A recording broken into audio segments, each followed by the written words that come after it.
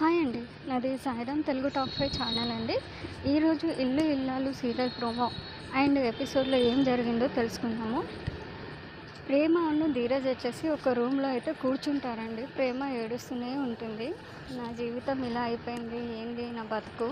అసలు ఒక్క రోజులో మొత్తం జీవితం తారుమారైపోయిందని చెప్పి ధీరజ్ పైన అరుస్తూనే ఉంటుంది.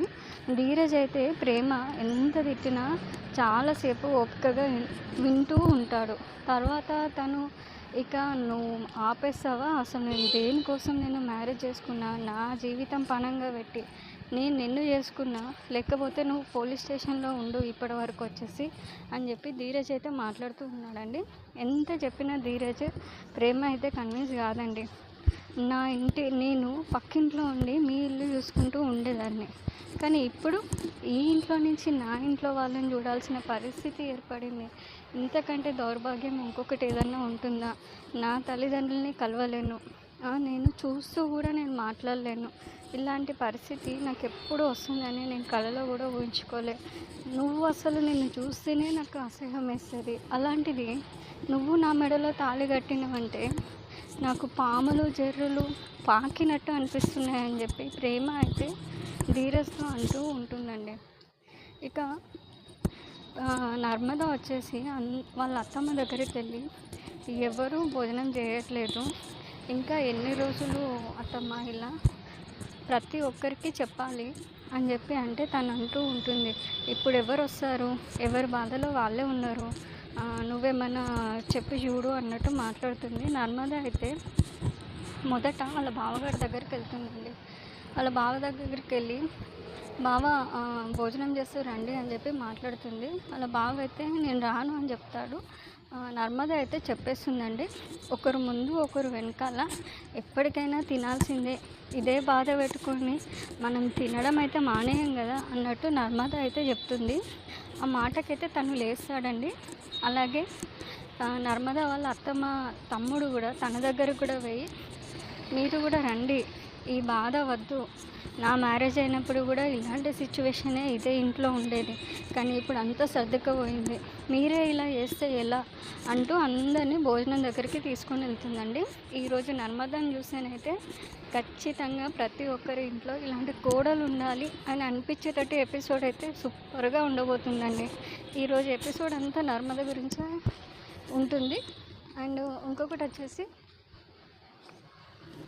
నర్మద ప్రేమను ధీరజ్ ఉన్న ఇంట్లోకి అయితే వెళ్ళిపోతుందండి. వాళ్ళని కూడా బతిమిలాడుతుంది, మీరు వస్తారా రారా, ఎందుకు ఇలా ఇంకా ఎన్ని రోజులు ఇలా బాధపడుకుంటూ ఉంటారు, మీరు వచ్చి భోజనం చేయండి అని అంటే వాళ్ళిద్దరైతే ఏం సపోర్ట్ చేయరండి.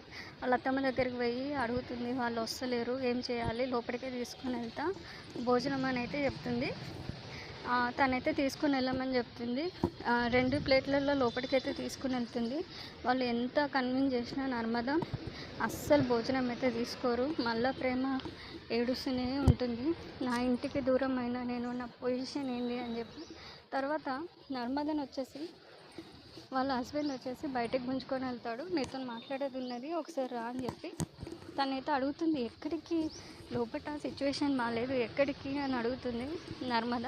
తను వచ్చేసి నాకు ఒకటి అనుమానం ఉంది నీ పైన, చెప్తావా చెప్పవా అని అడుగుతాడు.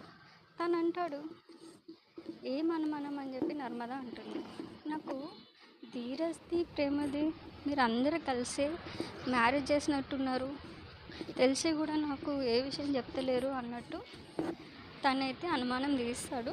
నర్మద అయితే తప్పించుకుంటుందండి, నాకేం తెలియదు, నాకు సంబంధమే లేదు అంటే తను అంటాడు, మీరు అందరు కలిసే కదా టెంపుల్కి వెళ్ళింది, 10 నిమిషాలలో ఏం జరిగింది, 10 నిమిషాలలో పెళ్ళి ఎలా చేసుకోవాలనుకున్నాడు మా తమ్ముడు అని చెప్పి నర్మదని అయితే క్వశ్చన్ల మీద క్వశ్చన్లు వేస్తాడు. ఈలోపు నర్మద వాళ్ళ అత్తమ్మ వచ్చేసి ఏంటి నాన్న ఏం జరిగింది అని అంటే, మనకి తెలిసి జరిగిందట ఇదంతా అంటే, మాకేం తెలియదు, తమ్ముడు అనుకోకుండా చేసుకొని వచ్చిండు అన్నట్టు వీళ్ళిద్దరైతే కన్విన్స్ చేస్తారు. తర్వాత వచ్చేసి అందరూ భోజనం దగ్గరకు వచ్చేస్తారండి. వాళ్ళందరూ తినబోతుంటే ప్రేమను ధీరజ్ వచ్చేసి రూమ్లో అయితే చాలా గొడవ పడుతూ ఉంటారు. ఆ గొడవకి ఏమవుతుంది అని అంటే, బయట ఉన్న అందరూ కూడా భోజనం చేసేది కూడా ఆపేసి వాళ్ళు అనుకుంటూ ఉంటారు, వీళ్ళు ఏదో గొడవ పడుతున్నారు, వీళ్ళు నిజంగా ప్రేమించి పెళ్లి చేసుకున్నారా లేకపోతే ఏదైనా జరిగి పెళ్లి చేసుకున్నారా, మాకైతే డౌట్ ఉన్నదని చెప్పి అందరూ భోజనం దగ్గర నుంచే లేస్తారండి. నర్మద అయితే బాధపడుతుంది, అయ్యో ఇలా జరుగుతుందని చెప్పి. తను కూడా అంటుంది, ఏం లేదు వాళ్ళిద్దరికి ఆల్రెడీ ఇంతకుముందు పరిచయం ఉంది కదా, వాళ్ళు అలానే కొట్లాడుకుంటూ ఉంటారు, మీరెందుకు భోజనం దగ్గర నుంచి లేవడం అన్నట్టు చెప్తూ ఉంటుందండి. ఈలోపు వచ్చేసి రామరాజు అయితే బయట కూర్చొని చాలా బాధపడుతూ ఉంటాడు. నా చిన్న కొడుకు ఇలా చేస్తాడని నేను అనుకోలేదు, వెళ్ళేటప్పుడు నాకు ఏమని మాట ఇచ్చిండు, అసలు ప్రేమని చేసుకొని ఈ ఇంట్లోకి ఎలా తీసుకొని వచ్చిండు, నేనంటే లెక్క లేదా అన్నట్టు తనైతే బయట కూర్చొని బాధపడుతూ ఉంటాడండి. ఈలోపు నర్మద వచ్చేసి, మామయ్య బయట బాధపడుతుండు అత్తమ్మ, మీరు ఒక్కసారి తనకి వెళ్ళి ధైర్యం చెప్పండి, అలాగే భోజనం కూడా చేయలేదు తను, ఒక్కసారి మాట్లాడండి అని చెప్పి అంటుంది. తనైతే వెళ్తుందండి. బుజ్జమ్మ వెళ్ళి తనని అడుగుతుంది, మీరు ఎందుకు ఇంతలా బాధపడుతున్నారు, అన్నీ సర్దుకుంటాయి, మీరు ఎలాంటి బాధ తీసుకోవద్దు, నా చిన్న కొడుకు ఎలాంటి తప్పు చేయలేదు, తర్వాత మీకే అర్థమవుతుందని చెప్పి తనైతే చెప్తూ ఉంటుంది. కానీ రామరాజు మాత్రం ఏమీ మాట్లాడాడు. ఎంత బాధలో ఉంటాడంటే అసలు ఒక్క మాట ఉలుకు పలుకు లేకుండా కూర్చుంటాడు. బుజ్జమ్మ అయితే అంటుంది, ఇదంతా నా వల్లే ఇదంతా జరిగింది, మీరు ఇలా కావడానికి నేనే కారణం, అనుకోని పరిస్థితుల వల్ల ఇవన్నీ చేయాల్సి వచ్చింది, ఎప్పుడో ఒక రోజు తప్పకుండా అన్ని నిజాలు బయటపడతాయి, ఆ రోజు మీరు నా చిన్న కొడుకుని తప్పకుండా క్షమించేస్తారు అని చెప్పి తనైతే అనుకుంటూ ఉంటుంది. ఈలోపు నర్మద కూడా అనుకుంటుంది, అసలు వీళ్ళిద్దరు ఎందుకు గొడవ పడుతున్నారు, దేనికి గొడవ పడుతున్నారు అన్నట్టు తను ఆలోచిస్తూ ఉంటుంది. ఇక ధీరజ్ అయితే అంటాడు, నీ వల్ల నేను నా తండ్రి ప్రేమను కోల్పోయా, ఆల్రెడీ తనకి ఇంతకుముందు నేనంటే ఇష్టం లేదు, కానీ నేను టెంపుల్కి వెళ్ళేటప్పుడు చెప్పాను, నేను మా అమ్మని బాగా చూసుకుంటా, మంచిగా చూసుకొని ఇంటికి తీసుకొని వస్తా అని చెప్పి, కానీ ఏది జరగలేదు, అన్నీ అనుకోకుండా జరగలేదు.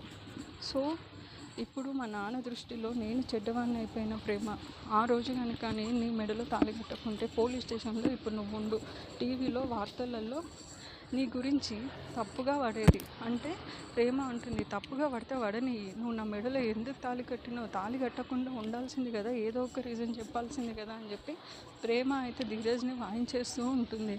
అరే తప్పు జరిగింది, అది నువ్వు వేరేలాగా పోలీసులు అరెస్ట్ చేసేది ఉంటే అది నీ ఫ్యామిలీకి ఎంత చెడ్డ పేరు తీసుకొస్తుంది నీకు తెలియదా అని చెప్పి ధీరజ్ అయితే గట్టిగా మాట్లాడతాడండి. దానికైతే ఇక ప్రేమ నోరు మూసుకుంటుంది. ఈలోపు నర్మద వచ్చేసి, మీరు తినరా అని కూర్చుంటుంది. వాళ్ళిద్దరిగా తీసుకొని కూర్చొని ఒకరి ముఖాల్లో ఒకరు చూసుకుంటూ తింటూ ఉంటారు. ఇక లాస్ట్కి వచ్చేసి అయితే నర్మద చాలా చాలా చాలా బాధపడుతుంది. ఇంతమంది ప్రేమ పెళ్ళి చేసుకోవడం వల్ల బాధపడుతున్నారని ఫీల్ అవుతూ ఉంటుందండి. ఈ రోజుతో ఈ ఎపిసోడ్ అయితే ముగిసింది. నెక్స్ట్ ఎపిసోడ్తో మళ్ళీ నేను ముందుకు వస్తానండి. Thank you.